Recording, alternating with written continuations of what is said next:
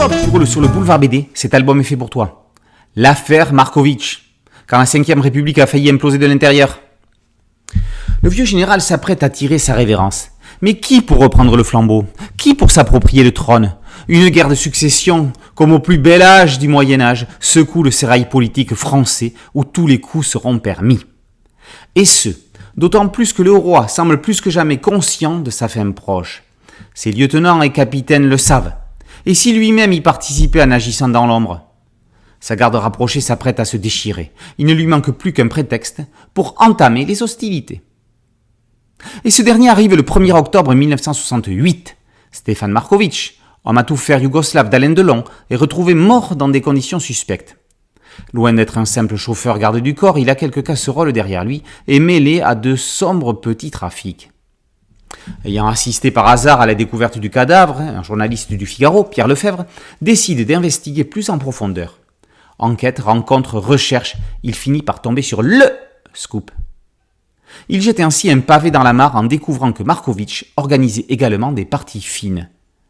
De cette simple affaire criminelle, un complot politique va prendre corps. La cible ? Georges Pompidou, ex-premier ministre et dauphin potentiel du général, mais désavoué par ce dernier pour avoir osé s'opposer à lui. Sa femme aurait participé à ces fameuses parties fines. Le scandale est certain. La bombe va-t-elle exploser ? Tous les ingrédients sont présents pour une intrigue politico-policière passionnante qui mêlera personnalités publiques, De Gaulle, Pompidou, Alain Delon, milieu mafieux corse et barbouze d'État évidemment.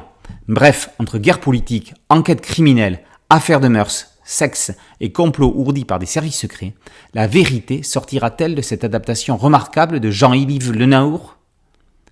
En partant du dossier judiciaire de plus de 60 000 documents et pièces archivées, il aborde ce mystère toujours pas résolu, ou volontairement irrésolu. S'il y eut des inculpés, l'affaire ne sera jamais réellement jugée. Elle se finira par un non-lieu en 1976, faute de preuves, paraît-il. Mais il est clair qu'une autre hypothèse circule, la volonté dans le chef du pouvoir et de la justice de noyer le dossier afin de ne pas remuer une boue qui risque d'éclabousser certaines personnalités historiques de premier plan. Jean-Yves Le Naour réussit ici, sous le couvert d'une enquête journalistique imaginaire, une approche innovante, claire et captivante de ce qui fut l'une des affaires les plus scabreuses de la Ve République. Grâce à son journaliste fictif, il se permet de mettre à plat, en toute neutralité de traitement, les positions et intérêts personnels de chaque protagoniste. Les hypothèses, les vraies et fausses pistes de l'enquête officielle, imaginaires ou non, qui ont rendu si nébuleux ce pseudo-scandale.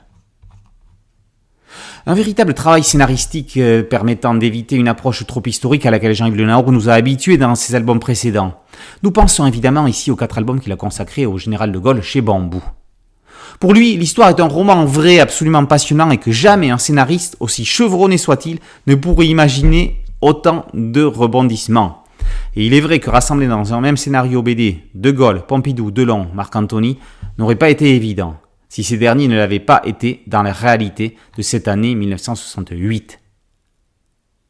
Au dessin et aux couleurs, le trait réaliste de Manu Cassier fait merveille, tout comme ses demi-teintes plus sombres, plus ternes, rappelant volontiers les ambiances polars du cinéma français des années 60. Son découpage, ses plans serrés donnent à l'action le rythme nécessaire pour rendre cette BD vivante, quasi cinématographique. Ce cadrage lui offre la possibilité de développer les expressions faciales des personnages, permettant ainsi tout un langage non-verbal riche. Un petit supplément en fin d'album nous permet néanmoins de découvrir l'avis de Jean-Yves sur la question. Mais cela n'engage alors plus que lui. Ce sera à vous de vous faire votre opinion. L'affaire Markovitch, par Le Naour et Cassier, et par aux éditions Bambou dans la collection Grand Angle. Merci à mon ami Thierry Ligaud pour cette chronique. Boulevard BD, c'est un podcast audio et une chaîne YouTube. Merci de liker, de partager et de vous abonner. A très bientôt sur Boulevard BD. Ciao.